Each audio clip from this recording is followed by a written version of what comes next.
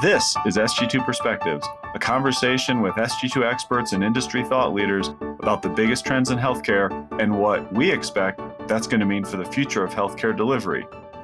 Hi, Sg2 Perspectives listeners. We are trying something fun and maybe a little dangerous. On May 22nd, we're hosting a live podcast where you can join us for the recording of an episode. Our relationship right now is a little one-sided and we want to meet you. So we'll put you in my chair. You can ask us questions, share your insights, or just heckle us. There's more information in the show notes, but you do need to register so you can get a link to attend. Hope to see you there. When we talked to strategy leaders, there was really a general sense of role expansion, taking on new partners, new capabilities. And one of the ones that really struck me in the conversation was an improved or tightened relationship with some of their traditional stakeholders. CFOs came up a lot about how can we better sync with them to enable and support execution. One member talked about now they actually have profit and loss assigned to their strategic initiatives. Welcome to Sg2 Perspectives. I am your host, Trevor DaRin. Today, I have two of my practice mates, Janelle Kwan and Rachael Zirkelbach. We're going to talk about the most recent installment of the Strategy Exchange that we hosted together in our office in Chicago. The Strategy Exchange, it's a collection of about 40 strategic planning leaders from health systems around the country, Sg2 members, who join to network, share best practices, biggest challenges, etc. We get together quarterly, and the discussion is always so rich that I want to share with you. The topic was the evolving role of the Vice President of Strategies. Janelle and Rachael, thank you so much for joining. I'll be asking the questions, but I'll also sprinkle in some of what I heard. We broke it into 3 buckets of questions, one that was past, one that was future, and one that was present. So let's start with the past. And our big question was, what changed over the last 5 years for the VP of Strategy and their associated team? A few themes came through. The first was their shift to be more of an external lens for the organization. It's a very traditional role for strategy, but a few of the groups I was working with felt like their role had been more internally focused on the execution of big strategic initiatives, and now it pivoted to be more externally focused on visibility into the market, competitors, etc. That was one big shift, but I think it may be unique to a smaller set of institutions and maybe just academics. The second one is deeper coordination with real estate, because so many had big facility plans that they had to put on hold. Money got too expensive. Most health systems are thinking really different about what their footprint's going to look like today and tomorrow. My group is academics. I think they're still building more towers than others, but strategy felt like their time and influence over facility and real estate decisions shifted.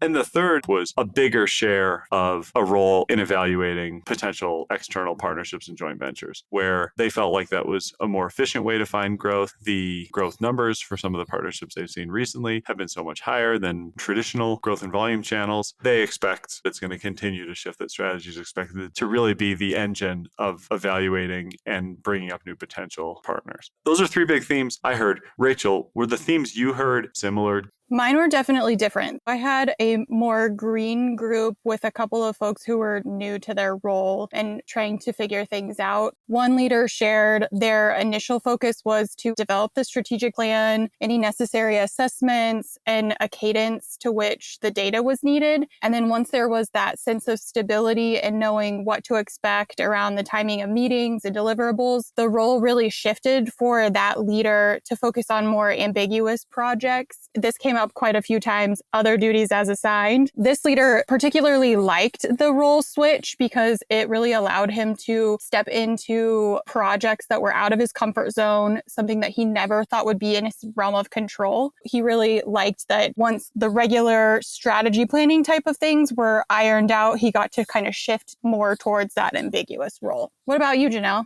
One of the things that did strike me is there was a common pattern within the group I worked with or supported where they're focusing opportunities. Trevor, you spoke to M&A, but there was a lot of discussion in my group around revenue diversification. How do they not just grow, but bring a renewed focus for strategy to think about how do we bring new products to the market and how do we do that in a way that is quicker? When we talked to strategy leaders, there was really a general sense of role expansion, taking on new partners, new capabilities. And one of the ones that really struck me in the conversation was an improved or tightened relationship with some of their traditional stakeholders. CFOs came up a lot about how can we better sync with them to enable and support execution, to the extent that one member talked about now they actually have profit and loss assigned to their strategic initiatives. It's a nice example of figuring out alignment or greater alignment between stakeholders.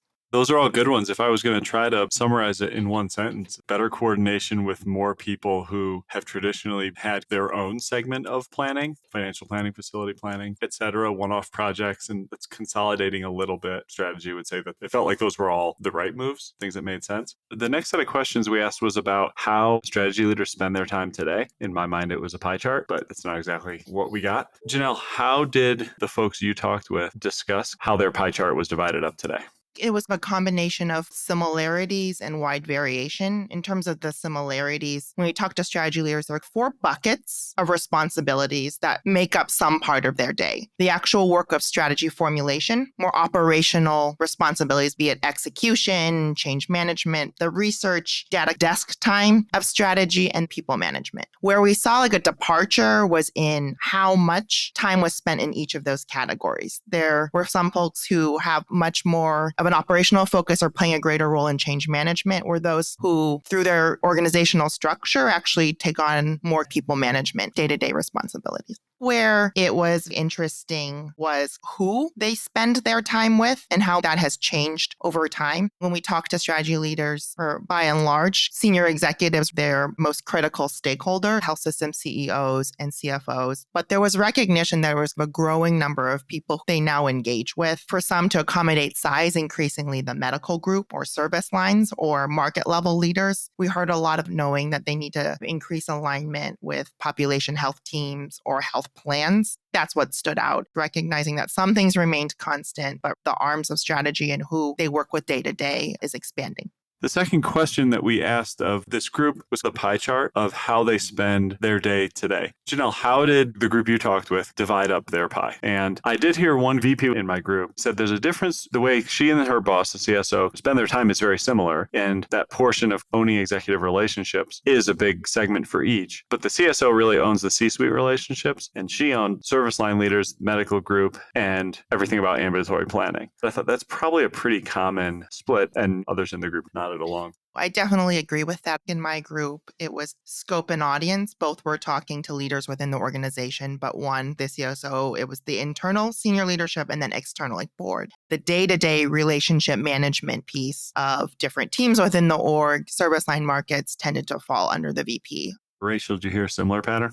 I sure did. Mine was more from the C-suite level, talking to the CEO, and then the service line leads at each hospital, and really focusing their efforts on connecting the dots at each hospital in terms of strategy and how it rolls up into the system-wide strategy. My group focused more on those internal stakeholders and how their day-to-day looks. We didn't talk as much about the external stakeholders. The only differences I heard from my group were one person divided the pie clearly in half. About half my time is strategy formulation and about half is execution. That was probably right on. Building off that, Trevor, we talked with orgs who, when we asked, this is what the bucket looks like, and there are a couple in the group who felt like looking future forward, the bucket should look more like the one that you referenced, that they saw their role evolving where that execution piece has a smaller piece of the pie today, if we're to use that reference, but should and needs to continue to grow over time. That's interesting of the current versus future ideal state.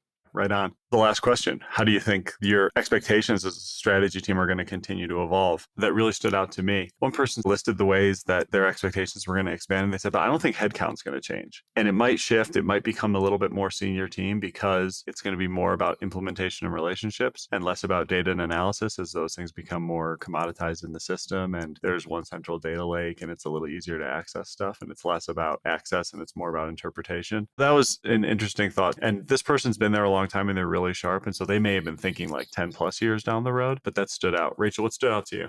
Headcount is a really interesting thing, and it came up in our group in addition to 2 other topics that we centered around. There was a lot of discussion around the data lake and who owns that. Does it sit under the strategy leader? Does it sit under a different department and you just tap that department when you need the data? There was not really a general consensus in my group as to which process was best because it was done in a couple different ways, but there was a lot of conversation around, we're really still trying to wrap our arms around what's requested, how often it's requested, and is it sitting in the right place? The second skill set that came up a couple of times in my conversation in my group was that around data storytelling. One leader had recently been asked to train human resources and marketing in data storytelling that lends itself to our data resources are becoming increasingly robust and complex. Thinking about how we train our strategists, and then by extension for this person, HR and marketing, who need to also tell a story, how to tell the story in an effective manner is really an important skill set to have. There was a lot of consensus that members of their team were good at one or two of those components, but overall, they didn't have a really good wraparound of a person that just embodied that entire skill set successfully. The third topic that came up was the shift to outpatient-based services and the need to be up to speed on the technical terms that go along with that shift, because a lot of folks seem to take those nuanced programs and learn about them and then synthesize the data and have to educate, whether it's other folks in the C-suite or the board or things like that, but not to data storytelling and how we tell that story, but also really learning. One person in my group said that outpatient was a language that she didn't speak. It's very easy to talk about the inpatient side of things and everybody's on the same footing there, but outpatient was just something that she was really trying to wrap her arms around, and that would be a future skill set. One leader piggybacked off that and said that honing the understanding of this, how to talk about the outpatient space, but also deciding what's core to the outpatient mission at their organization and where do you suggest those external partnerships. How do you work through those kinds of things? Identifying that would be a skill set that folks needed to hone as well. In the conversation, there were two core skills that came up a number of times when we thought about what are the competencies strategy leaders need to have going forward. The first was this idea of flexibility, that they have to be nimble and responsive to both what's happening at the market level, the organizational level, and leadership team needs as well. I think the second piece is this idea of if an organization is striving towards transformation, whether it's digital transformation or how they deliver care more broadly, strategy leaders have a key role to play in driving change management, how positioning the organization to not only identify, but able to execute strategies in a way that allows them to learn quickly and move quickly. Those are two that continually came up. They recognize as starting to work on today, but will have increasing importance as we think forward. Good ones. Mine were a little different. First, someone said, there's just going to be more focus on the bottom line. It's going to be less top line growth and more bottom line. I was a little surprised to hear that. And that's a pretty big shift for strategy. Maybe that was a one-off, but it was noteworthy. Everyone nodded their head when someone said there's going to be more focus on using partnerships to grow and on managing external partnerships. And then the build off of that was, and being the people in the organization who can help forecast and evaluate the impact of new partnership strategic decisions, et cetera, for the C-suite. It's always been strategy's role, but they felt like if we open this new clinic with 3 docs in it, what volumes can we expect in a year and in 3 years? And it'll be more complicated because now it's a joint venture. The funds flow is different. The partners are different. The expectations are different. It's not just a volume game. Each of those was unique in its own right. The 3 of them built off each other and worked together in a way I thought was interesting, and the whole group was nodding along as people chimed in. Then there was one that was unique because it was a national system, but this leader felt like their role was increasingly the two-way communication that I think good national systems expect from local strategy leaders, which is informing national what's going to make sense for their local market and using the local market lens to communicate up the local story to national beyond just the numbers. That's always been the role of local strategy, but they saw it increasingly important as the system tries to think more like a national system and they're making decisions at a higher scale, and they want to make sure they don't lose that local voice.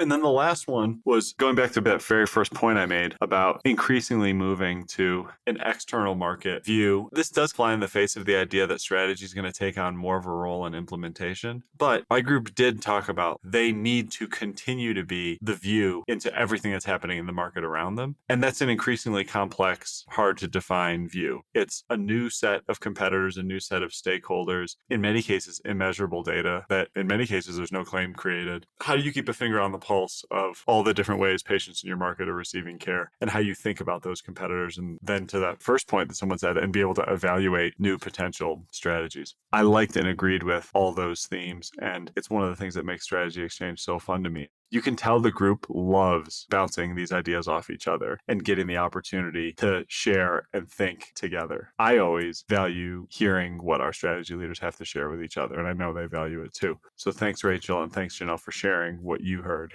Thank you. Thanks for listening. If you like this episode, please subscribe, rate, and review us, and or follow us on Twitter and LinkedIn at SG2 Healthcare.